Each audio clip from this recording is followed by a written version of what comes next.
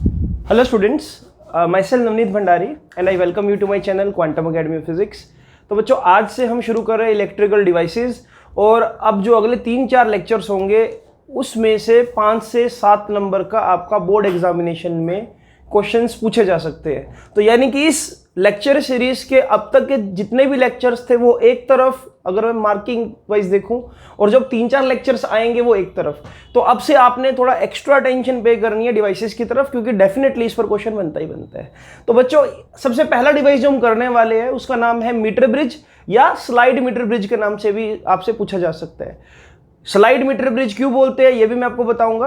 फिलहाल metre bridge का main function क्या रहता है, जब भी डिवाइस को हम पढ़ेंगे तो अपने को पता होना चाहिए ना कि वो किस लिए यूज किया जाता है, राइट। जैसे मैं बोलूँ मीटर का क्या यूज है तो आप बोलोगे करंट मेजर करने के लिए। मैं बोलूँगा वोल्ट मीटर का क्या यूज है तो आप बोलोगे पोटेंशियल डिफरेंस मेजर करने के लिए। तो ऐसे ही हमारे पास एक डिवाइस होता है meter bridge, right. Physics lab में जब जाओगे तो आपको वहाँ देखने को मिल सकता है, एक स्केल लगा होगा, ठीक है। वो अभी आपको मैं सारा डायग्राम बना के दिखाऊंगा तो आपको थोड़ा सा क्लियर हो जाएगा। तो बच्चों what do you mean by meter bridge. तो पहली बात, ये एक इलेक्ट्रिकल डिवाइस है जो यूज होगा किसी अननोन रेजिस्टेंस को मेजर करने के लिए। अगर आप मुझे एक वायर का पीस दे दो और बोलो सर इसका रेजिस्टेंस फाइंड आउट करो, तो मैं मीटर ब्रिज की हेल्प से उसका रेजिस्टेंस बहुत ज्यादा एक्यूरेटली बता दूंगा। वो कैसे बताऊंगा अब उसको देखते थोड़ा सा। फिर बात आती है कि इस डिवाइस का प्रिंसिपल क्या है। अभी आपने 2-3 लेक्चर पहले पढ़ा था व्हीटस्टोन ब्रिज, तो इसका प्रिंसिपल क्या है, balance condition of Wheatstone bridge.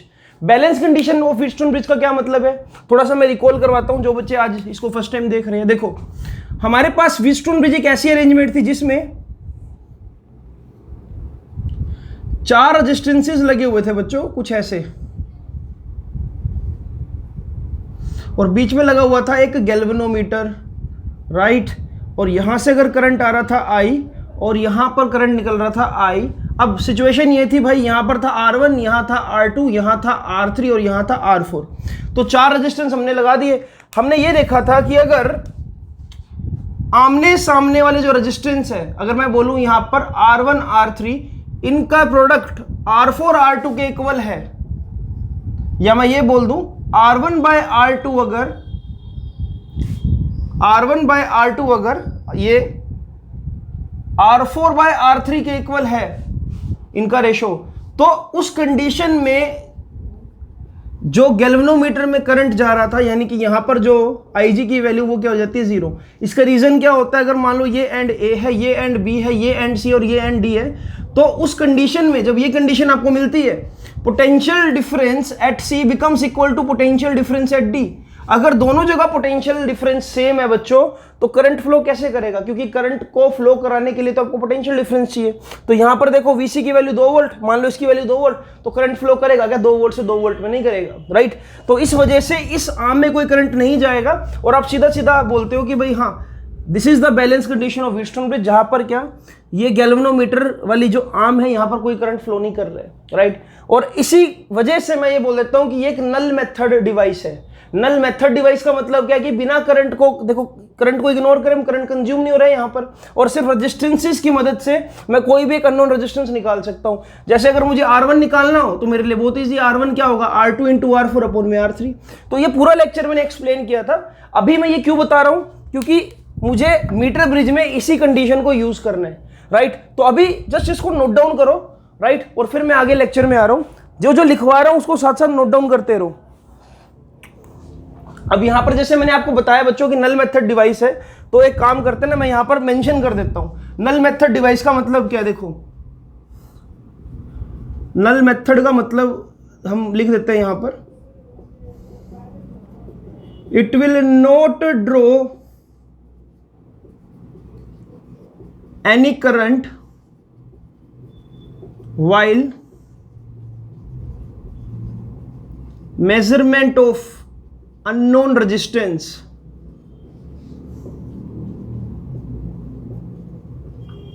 Right. तो इसको प्लीज नोट डाउन करो बच्चों, जैसा लिखा है सामने।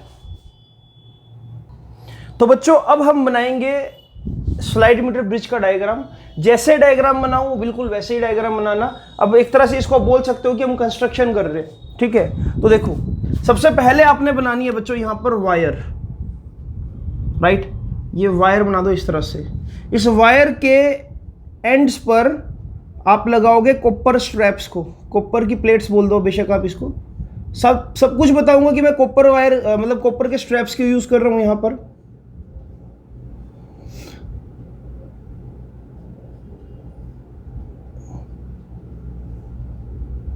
इस तरह से, ठीक है बच्चों। यहां पर मैंने लगा दिया एक रेजिस्टेंस, अननोन रेजिस्टेंस आर, जिसको मुझे फाइंड आउट करना है, मुझे वैल्यू नहीं पता। सपोज आपने मुझे ये वाला वायर का पीस दिया और मुझसे पूछा कि इसकी वैल्यू बताओ, तो मैं उसको यहां लगा दूंगा इस तरह से। यहां पर मैं फिट करूंगा एक रेजिस्टेंस बॉक्स, जिसकी वैल्यू मैं डिसाइड करूंगा कि कितनी होगी। प्लग को बाहर निकाल दूंगा तो रेजिस्टेंस की वैल्यू बढ़ना स्टार्ट हो जाएगी। ये आप लैब में देख सकते हो सेटअप को। अच्छा, अब जब ये मैं कनेक्ट कर दूंगा तो यहां पर सेंटर से बच्चों एक गैल्वेनोमीटर कनेक्ट करूंगा इस तरह से, और इसके साथ कनेक्ट करूंगा एक जॉकी। जॉकी जो होता है एक मेटेलिक कंडक्टर है बच्चों, जो कि बिल्कुल एक एक पेन की तरह होता है, जिसका एज क्या होता है, पॉइंटेड होता है। अब मैं इसका सारा मैकेनिज्म समझाऊंगा कि मैंने जो कि क्यों कनेक्ट किया है यहां पर। अभी जो मेन इसमें समझने वाली चीज है, हम कनेक्शन ले लेते हैं। सपोज यहां से यहां पर मैंने क्या एक सेल कनेक्ट कर दिया, यहां पर लगा दी की, और उसको यहां पर जोड़ दिया ऐसे। क्लियर है? अच्छा, नेमिंग कर देते हैं इसकी। Let us take this point is C, and जहां पर भी जो कि करेक्ट करूंगा वो पॉइंट हम डी मान लेंगे कि वो पॉइंट डी बन गया। अब देखो यहां पर क्या क्या है, जो ये मैंने यूज करा है बच्चों, ये है थिक कॉपर स्ट्रैप्स। सब कुछ समझाऊंगा कि क्यों यूज कर रहा हूं, कैसे यूज कर रहा हूं। ये वायर के बारे में मैं जरूर बताना चाहूंगा। यहां पर पहले देखो, मैं लिख रहा हूं यहां पर, देखता हूं कि क्या ये वाला एरिया विजिबल है यहां पर। ओके, विजिबल है। तो देखो मैं यहां पर वायर्स की प्रॉपर्टीज मेंशन कर रहा हूं कि हमने जो वायर लेनी है उसकी प्रॉपर्टीज क्या है। सबसे पहली property, uniform area of cross section होना चाहिए। जो मैं वायर यूज कर रहा हूं बच्चों, उसका जो एरिया ऑफ क्रॉस सेक्शन है वो यूनिफॉर्म रहना चाहिए। इसका रीजन क्या है, जब उसमें से करंट फ्लो करेगा, अगर एरिया यूनिफॉर्म हुआ, करंट डेंसिटी सेम रहेगी। और दूसरी सबसे इंपॉर्टेंट बात, रेजिस्टेंस चेंज नहीं करेगा। अगर मान लो वायर एक जगह से मोटी एक जगह से पतली हो जाए तो रेजिस्टेंस वहां पर वेरी करने लग जाएगा और आपको एग्जैक्ट रीडिंग नहीं मिल पाएगी जैसे आप चाहते हो। तो इसलिए सबसे इंपॉर्टेंट बात कि शुरू से लेकर एंड तक वायर बिल्कुल सेम यूनिफॉर्म एरिया की हो। सेकेंड इंपॉर्टेंट बात, जो आप वायर यूज करोगे वो एक एलॉय की यूज करोगे। वो एलॉय क्या हो सकता है, वो मैंगनीन हो सकता है या कंस्टेंटन हो सकता है। ऐसा क्यों यूज कर रहा हूं मैं, इसका रीजन क्या है, because their resistance is temperature independent. क्योंकि जब मैं एक डिवाइस को यूज करता हूं बच्चों, उसको अगर मैं 2-3 घंटे यूज कर रहा हूं, डिवाइस यूज करोगे तो क्या होगा बच्चों, हीटिंग इफेक्ट भी होगा। इलेक्ट्रिकल डिवाइस है, हीटिंग इफेक्ट होगा। अगर टेम्परेचर बढ़ा, टेम्परेचर बढ़ने से रेजिस्टेंस की वैल्यू चेंज होगी, रेजिस्टेंस की वैल्यू चेंज हुई तो आपकी रीडिंग चेंज हो जाएगी। इसलिए आपको ऐसी वायर यूज करनी है जिसमें जितना मर्जी आप टेम्परेचर को राइज कर लो तो जो रेजिस्टेंस है वो बिल्कुल भी चेंज ना हो। हाँ, हम ऐसा बोल सकते हैं कि एलॉय का जो रेजिस्टेंस है वो बहुत हाई टेम्परेचर पर स्लाइटली चेंज होता है, बहुत नेग्लिजिबल अमाउंट में बोल सकते हो। बट सबसे बेस्ट ऑप्शन क्या रहेगा हमारे पास, या तो मैं मैंगनीन की वायर लूं या कंस्टेंटिन की वायर लूं। ये क्वेश्चन कई बार बन चुका है। क्यों यूज कर रहे हैं, बिकॉज उनका कोफिशिएंट जो है, टेम्परेचर कोफिशिएंट ऑफ रेजिस्टिविटी, वो बहुत कम है, नेग्लिजिबल है, 0.0003 ऐसे कुछ आपको मिल सकता है, राइट। तो इसलिए मैं यहां पर वायर जो यूज कर रहा हूं वो एक तो होनी चाहिए यूनिफॉर्म क्रॉस सेक्शन एरिया की, राइट, और एलॉय की होनी चाहिए जो कि क्या, मैंगनीन। अब सबसे इंपॉर्टेंट बात, जो इस डिवाइस का नाम है मीटर ब्रिज। अब ये मीटर ब्रिज ही क्यों नाम है इसका, क्योंकि जो मैं वायर यूज करूंगा, ये सबसे इंपॉर्टेंट बात है जो आपको पता होनी चाहिए।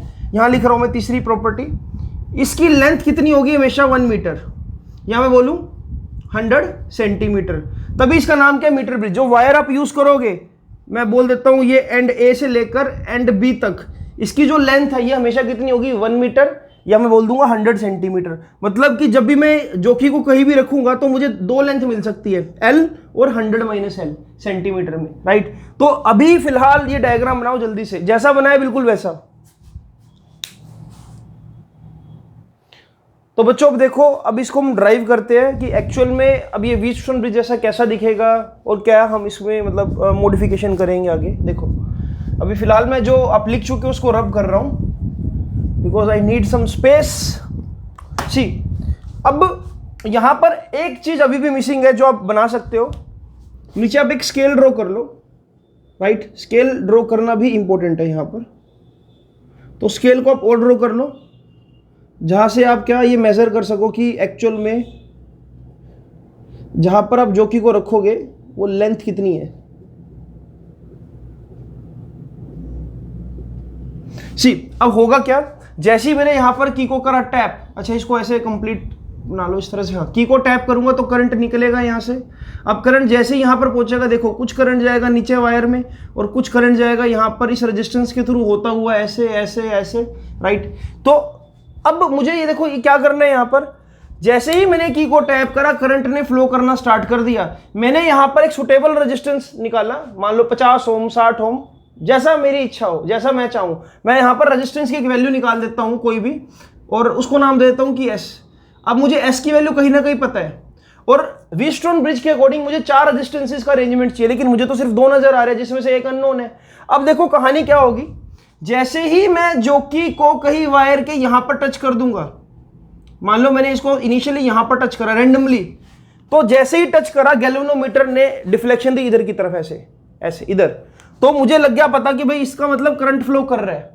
मुझे क्या करना है, सबसे पहले तो बैलेंस व्हीटस्टोन ब्रिज बनाने के लिए बच्चों कि करंट की यहां पर वैल्यू को 0 करना है, गैल्वेनोमीटर डिफ्लेक्ट ही ना हो। सबसे पहली कंडीशन तो यही है ना। तो उसके बाद मैंने स्लाइटली और हिलाना स्टार्ट किया, मैं इसको थोड़ा सा यहां पर ले गया इस तरफ। तो यहां पर मैंने देखा कि डिफ्लेक्शन पहले के कंपैरेटिवली थोड़ी सी कम हुई है। अब मुझे यह पता लग गया कि मेरी मंजिल आसपास ही कहीं है। मैं इसको थोड़ा सा और इधर ले गया, बिल्कुल स्लाइटली हल्का सा और इधर ले गया। जैसी इसको और इधर लेकर गया डिफ्लेक्शन बिल्कुल नेग्लिजिबल हो गई। अब फिर मैंने क्या किया, बहुत ही सतर्कता से रीडिंग देखी कि भाई मान लो ये 45 है और ये है 50। 45 और 50 के बीच में वो क्या हो सकता है, 48 47, राइट। तो मैंने हल्का सा और स्लाइड नहीं करूंगा, अभी बताता हूं वो भी। तो मैंने यहां पर क्या इसको ऐसे रखा, जैसे इस पॉइंट पर रखा डिफ्लेक्शन गायब हो गई। डिफ्लेक्शन गायब होगी तो मैंने इस पॉइंट को मार्क कर दिया D। अब ध्यान से देखो कि क्या होने वाला है, राइट। तो मेरे लिए अब कौन सा पॉइंट बन चुका है फाइनली, यहां पर मैंने जोकी को रख दिया। अब देखो ये एक कनेक्शन बन चुका है ऐसे, देखो जैसे जहां पर भी जोकी को रखूंगा वहां पर क्या कनेक्शन बन जाएगा, क्योंकि ये भी मेटेलिक है। करंट होता होता होता यहां पर ऐसे एंटर हो रहा था, लेकिन जब तक ये जोकी यहां पर थी तब तक करंट फ्लो कर रहा था इसके अंदर से। लेकिन यहां पर आते ही यहां पर गैल्वेनोमीटर के अंदर क्या हो गया, IG = 0, राइट। तो इसका मतलब अब C पॉइंट और D पॉइंट सेम पोटेंशियल पर आ चुके हैं, जिसकी वजह से इस आर्म के अंदर कोई करंट नहीं जा रहा है।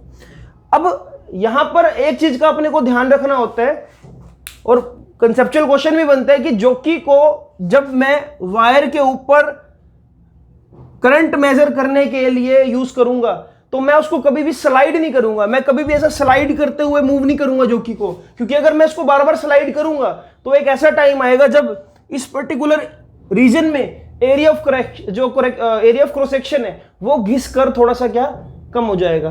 और यहां पर फिर वो बात नहीं रहेगी कि भाई पूरी वायर का uniform area of cross section हो। मेरी बात को समझो जरा, अगर मैं जोकी को स्लाइड करूंगा फ्रिक्शन होगा, फ्रिक्शन से सरफेस की जो ऊपरी परत है वो क्या खिसकना स्टार्ट होगी, जिसकी वजह से वायर का area of cross section uniform नहीं रहेगा। इसलिए मुझे क्या करना होता है, ऐसे टच करके देखना होता है इस तरह से, राइट। तो टच करके मैंने वो बैलेंस पॉइंट ढूंढ लिया। अब देखो यहां पर मैं ये बोल सकता हूं कि जो AD है उसकी लेंथ अगर L ले ले हम, तो बाकी जो DB बचा उसकी लेंथ क्या होगी, 100 - L सेंटीमीटर में। ये बात बिल्कुल ठीक है बच्चों। अब बात आती है कि व्हीटस्टोन ब्रिज बनाए तो बनाए कैसे। देखो हम ये मान के चल सकते हैं ना कि देखो अगर वायर है, अरे यार देखो रेजिस्टेंस का फॉर्मूला क्या होता है, ρL/A।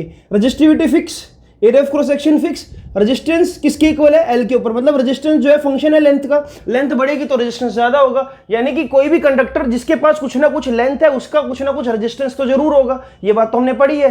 अब इतने पोर्शन का भी कुछ ना कुछ अपना रेजिस्टेंस है और इतने पोर्शन का भी कुछ ना कुछ अपना रेजिस्टेंस है। अब देखो वो मैं कैसे फाइंड आउट कर सकता हूं, मैं बोलता हूं let R be the resistance per unit length, right, और आर को मैं क्या लिख दूंगा, आर अपोन में एडी, और उस पर्टिकुलर सिचुएशन के लिए आर विल बी, मतलब इस चीज को नाम दे दो आप R1, इतने पोर्शन का रेजिस्टेंस को, तो ये क्या हो जाएगा R1 ओवर ये वाली length, resistance per unit length, और इतने पोर्शन के लिए जो स्मॉल r की वैल्यू होगी बच्चों वो क्या होगी, R2 अपोन में BD। अगर यहां से मैं R1 को निकालने लगूं तो R1 की वैल्यू क्या आएगी, देखो ध्यान से, AD का मतलब क्या है, L सेंटीमीटर, तो ये आ जाएगा बच्चों L इंटू R, राइट, और यहां से अगर मैं R2 को निकालूं तो R2 कितना आ जाएगा, R into 100 minus L, right. तो इस तरह से बच्चों मैंने R1 और R2 को निकाला। अब अगर आपसे पूछा जाए कि देखो इस R की यूनिट क्या है, तो R क्या है, रेजिस्टेंस अपॉन में लेंथ, तो मैं बोलूंगा ये ओम मीटर इनवर्स है, पहली बात। और इस वजह से जो ये होगा रेजिस्टेंस क्या हो जाएगा, R इंटू एल, यानी कि ओम मीटर इनवर्स इंटू में मीटर, तो R की यूनिट देखो सेटिस्फाई हो रही है यहाँ पर ओम। तो इन बातों का थोड़ा बहुत ध्यान होना चाहिए अपने को। तो मैं यहाँ पर क्या किया बच्चों, R1 और R2 डिफाइन कर दिया, राइट, इसको बोल दिया R1 और इसको बोल दिया मैंने क्या, R2। अब बात आती है कि इसको व्हीटस्टोन ब्रिज में कन्वर्ट कैसे करें। देखो यहाँ पर कितने पॉइंट्स है, A point, D point, C point और B पॉइंट। तो देखो मैं यही देखो कैसे लिख रहा हूँ, A पॉइंट, ये वाला पॉइंट C, ये वाला पॉइंट B और ये वाला पॉइंट D। ये जो अननोन रेजिस्टेंस है ये किसके बीच में है, A और C के बीच में। तो मैं यहां पर बना दूंगा इसको लिख दूंगा मैं R। मैं देखता हूं कि क्या विजिबल है ये वाला रीजन जो मैं बना रहा हूं। ओके, थोड़ा सा कैमरा हम स्लाइड कर लेते हैं, अब ठीक है, राइट। तो अब देखो जरा, जो ये वाला अननोन रेजिस्टेंस है बच्चों कहां पर है, ये A और C के बीच में। ये R1 रेजिस्टेंस ये किसके बीच में, A और D के बीच में। तो इसको ऐसे फ्रेम कर लो यहां पर,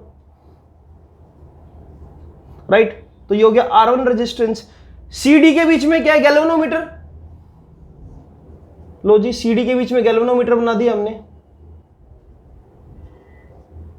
ठीक है। उसी तरह से ही C और B के बीच में क्या है, C और B के बीच में देखो रेजिस्टेंस बॉक्स, तो यहां पर कनेक्ट कर दो लो रेजिस्टेंस बॉक्स। ये एक रफ डायग्राम बनाकर दिखा रहा हूं मैं आपको, ये आपने फेयर नहीं करना कि या फेयर कर लो, कर भी लोगे तो वैसे कोई नंबर नहीं कटेगा, बट हाँ इतना ही इंफॉर्मेशन बहुत है, ये तो आपके समझाने के लिए है बस। अब D और B के बीच में क्या है, D और B के बीच में R2, तो ये बना दिया R2। अब बताओ कि क्या ये व्हीटस्टोन ब्रिज बन रहा है। और मैंने ये भी प्रूफ कर दिया ना कि यहां पर IG की वैल्यू 0 है। अब देखो यहां से क्या सिचुएशन निकल कर आ रही है, मैंने बोला कि आमने सामने का प्रोडक्ट यानी कि R इंटू में R2 should be equal to, इसको मैंने नाम दिया था S, should be equal to S into में R1। अगर ये बात ट्रू हो जाए तो बैलेंस व्हीटस्टोन ब्रिज है। और ये बात ट्रू क्यों है, क्योंकि IG की वैल्यू 0 है। अरे यही तो आपको पता है, देखो अगर बीच वाली यहां में कोई करंट फ्लो ना करे, इसका यही मतलब है ना कि ये दोनों का मल्टीप्लिकेशन इन दोनों के इक्वल है। या मैं बोल दूं ये बात कि जो R/S है वो किसके इक्वल है, R/S किसके इक्वल आएगा, देखो बच्चों R1/R2 के इक्वल। R1 की वैल्यू कितनी है, अभी हमने फाइंड आउट करी है LR। R2 की वैल्यू कितनी है, 100 माइनस L इंटू में R। तो इस तरह से बच्चों जो R/S है वो किसके इक्वल आया, L अपॉन में 100 माइनस L के, राइट। देखो यही बात इंपॉर्टेंट थी आपके लिए, R से R कैंसिल हो जाएगा ना यहाँ पर। अब देखो यहाँ पर मुझे निकालना है अननोन रेजिस्टेंस R, तो अननोन रेजिस्टेंस निकालना कितना ईजी हो गया मेरे लिए, L अपॉन में 100 माइनस L इंटू में क्या हो जाएगा S। आपको S तो हमेशा से ही पता था क्योंकि ये तो आपने चूज किया रेजिस्टेंस। लेंथ आपने मेहनत से फाइंड आउट करी है, इसको ढूंढा पॉइंट को, तो एल पता लग गया, एल पता लग गया तो 100 माइनस एल पता लग गया। और यहां पर कहीं पर भी मैं करंट का यूज नहीं कर रहा हूं, यहां पर सिर्फ और सिर्फ मैंने क्या लेंथ का यूज किया और इस रेजिस्टेंस बॉक्स का यूज किया, इसलिए मैं इसको क्या बोलता हूं कि एक नल मेथड डिवाइस है। बस कहानी सिर्फ इतनी सी है कि आपको इसको यहां पर इसको व्हीटस्टोन ब्रिज बनाना पड़ेगा। कैसे बनाया वो ये कहानी मैंने सारी समझाई है कि भाई लेंथ है तो कुछ ना कुछ रेजिस्टेंस भी होगा। आई होप कि बच्चों आपको कंसेप्ट सारा क्लियर हुआ होगा। अब इस पर कुछ न्यूमेरिकल्स देखते हैं कि क्या क्या न्यूमेरिकल्स आए हुए हैं, इसको आप नोट डाउन कर लो। तो देखो बच्चों, how to apply this concept in numerical. सबसे पहला और सबसे आसान न्यूमेरिकल देखो, यहां पर आपको सिचुएशन दे रखी है कि दो रेजिस्टेंसेस पैरेलल में है, ये आपका अननोन रेजिस्टेंस है जिसको आपने फाइंड आउट करना है। और आपको जो बैलेंस पॉइंट मिला, बैलेंस पॉइंट आपको कहां मिला, इस वायर के बिल्कुल मिड पॉइंट पर, यानी कि L/2 लेंथ पर। तो बताओ कि R2 की वैल्यू क्या होगी। तो देखो कंसेप्ट बिल्कुल सिंपल है भाई, देख वहां पर R/S यानी कि R और बाय S इसके सामने वाला, यानी कि ये दोनों। अब इसको सोल्व कर लो पहले। तो देखो यार पैरेलल में है तो इसको सोल्व करूंगा तो ये कितना आ जाएगा, 6 ओम आ जाएगा। ठीक है, मैं सोल्व करके डायरेक्ट बता रहा हूँ, 6 ओम आ जाएगा। तो 6 ओम अपॉन में R2 it should be equal to L upon में 100 minus L according to formula 100 minus L, जैसा कि हमने ड्राइव किया अभी, राइट। तो यहां पर देखो क्या आ गया बच्चों, ये 6/R2 इक्वल्स टू L कितना है, अरे यार अगर L/2 पर मिल रहा है बैलेंस पॉइंट तो यानी कि 100 का आधा कर दो ना, तो 50 अपॉन में 100 माइनस 50, 50 उड़ा दो इसको भाई। तो R2 की वैल्यू कितनी मिली आपको, 6 ओम मिली जी रोजी। तो दिस इज द आंसर। बिल्कुल सिंपल सा क्वेश्चन था। अब इससे थोड़ा सा अब लेवल का क्वेश्चन करते हैं, इसको नोट डाउन करो। हाँ, जस्ट कंसेप्ट समझाने के लिए क्वेश्चन दिया मैंने ये वाला, थोड़ा सा ऊपर चलते हैं अब इससे। तो बच्चों अब एक बहुत इंपॉर्टेंट क्वेश्चन देखो, पहले मैं क्वेश्चन समझा देता हूं, आपको आई होप कि सब कुछ विजिबल होगा। In a metre bridge null point is found at distance 33.7 centimetre. तो जो आपको पहले गिवन है वो लिख ही लो पहले, आपको L गिवन है, L कितना है 33.7 सेंटीमीटर। तो यानी कि आप 100 माइनस L को निकाल लोगे, 100 में से 33.7 को सब्ट्रैक्ट कर दो तो कितना आएगा, देखिए 100 में से अगर 33.7 को सब्ट्रैक्ट कर दे तो ये कुछ 66.3 सेंटीमीटर आ जाएगा, राइट। तो बैलेंस पॉइंट का नाम देखते ही मैंने L और 100 माइनस L पहले ही निकाल लिया, ठीक है। और आपको फिर एक कंडीशन दे दी कि अगर मैं 12 ओम का रेजिस्टेंस पैरेलल में कनेक्ट कर दूं S के साथ। देखो ये व्हीटस्टोन ब्रिज में पहले क्या था, जब ऐसा सेटअप था, सब कुछ बिंदास था, तो आपको जो नल पॉइंट मिल रहा था वो यहां पर मिल रहा था, मान लो इस जगह पर। तो ये लेंथ कितनी थी 33.7 और बाकी बची हुई लेंथ ये रही। उसके बाद ये बोला गया कि मैंने इस सेटअप में यहां पर एक और रेजिस्टेंस जोड़ दिया 12 ओम का, जिसकी वजह से जो नल पॉइंट है अब शिफ्ट हो गया 51.9 सेंटीमीटर पे। यानी कि एक और सिनेरियो दे रखा है यहां पर। सेकंड सिचुएशन में हम ले लेते हैं L1 कितना है 51.9 सेंटीमीटर, ओके। तो 100 माइनस L1 कितना होगा, 100 माइनस 51.9। तो इसको जब मैं सब्ट्रैक्ट करूंगा बच्चों तो ये सब्ट्रैक्ट होकर कितना आएगा, ये आएगा 48.1, राइट। तो दोनों सिनेरियो हमने ड्रॉ कर लिए। अब देखो करना क्या है, पहले जब सब कुछ नॉर्मल था तो R/S is equal to L upon में 100 माइनस L। तो मैंने यही करा, देखो R/S इक्वल्स टू L कितना है 33.7 और ये कितना है 100 माइनस L यानी कि 66.3। तो सोल्व करूंगा तो इसको आएगा, देखो ये तकरीबन 0.5 है, आधा है, बिल्कुल आधे से थोड़ा सा ज्यादा है। देखो ना 66.3 है, यहां पर क्या है 33.7। तो सोल्व करूंगा तो ये आएगा आपके पास 0.51। ये फैक्टर आ गया, इसको इक्वेशन 1 नाम दे दो। अब यहां पर देखो, यहां पर क्या है R तो है ही, लेकिन अब S डैश है। क्यों, क्योंकि जो S है उसके हमने पैरेलल में क्या जोड़ा 12 ओम। तो देखो पैरेलल में 12 ओम जोड़ा, तो पहले मैं डिफाइन कर लेता हूं 1/S डैश क्या होगा 1/S प्लस 1/12, या सिंपली मैं वैल्यू लिख देता हूं यहां पर। इसको जब मैं सिंप्लीफाई करूंगा, सिंप्लीफाई करके क्या आता है आपके पास, देख लो चलो, नीचे क्या आएगा 12S, ऊपर क्या आएगा 12 प्लस S, राइट। जब रेसिप्रोकल करूंगा तो ये बन जाएगा, देखो 12S अपॉन में S प्लस 12, राइट। तो मैंने वैल्यू लगा दी और इसकी वजह से आपको L की वैल्यू कितनी मिल रही है 51.9 अपॉन में 48.1, L अपॉन में 100 माइनस L लगा दी डायरेक्ट, है ना, रेशियो यही आ रहा। अब जब मैं इसको और एलोबरेट करूंगा तो देखो ये मुझे क्या मिल रहा है, ध्यान से देखो R, ये ऊपर जाएगा टर्म तो R इंटू में S प्लस 12 अपॉन में क्या बचा आपके पास 12s, तो उसको मैंने S12 लिख दिया, इक्वल्स टू में क्या है 51.9 अपॉन में 48.1। अब बच्चों ध्यान से देखो, अब इक्वेशन में आपको कुछ कुछ ऐसा नजर आ रहा होगा कि इसमें R बाई एस को पुट किया जा सकता है, राइट। तो देखो यहां पर ये R बाई एस है और R बाई एस की वैल्यू कितनी है 0.51, तो मैं लिख सकता हूं यहां पर this is equation second, put 1 in equation second. तो यहां पर जब मैं वैल्यू प्लेस करूंगा, देखता हूं यहां पर क्या मेरे यूज कर सकता हूं, विजिबल है, अरे वाह बहुत ज्यादा विजिबल है ये तो। देखो अब मैं इस इक्वेशन में देखो R बाई एस की जगह क्या पुट करूं 0.51, देखो जरा इसको उठा रहा हूं यहां पर मैं 0.51 इंटू में S प्लस 12 अपॉन में 12s, और सामने की तरफ क्या है आपके पास 1.08 आ जाएगा जब सोल्व करोगे इसको। देखो सामने क्या है 51.9 डिवाइड बाय 48.1, सोल्व करोगे तो क्या आएगा 1.08।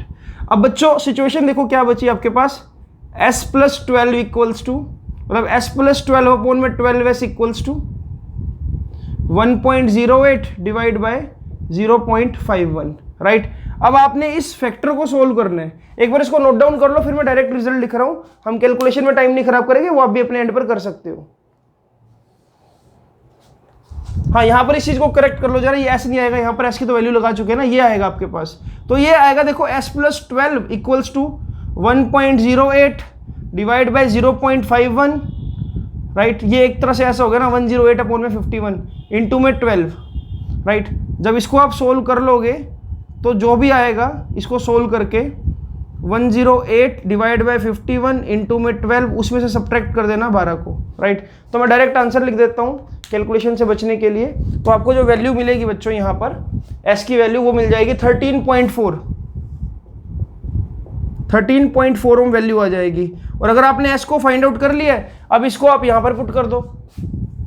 देखो S आपने फाइंड आउट कर लिया, आपको पता है कि जो R बाई एस है वो किसके इक्वल है 33.7 अपॉन में 6, मतलब R बाई एस किसके इक्वल है 0.51 के इक्वल है।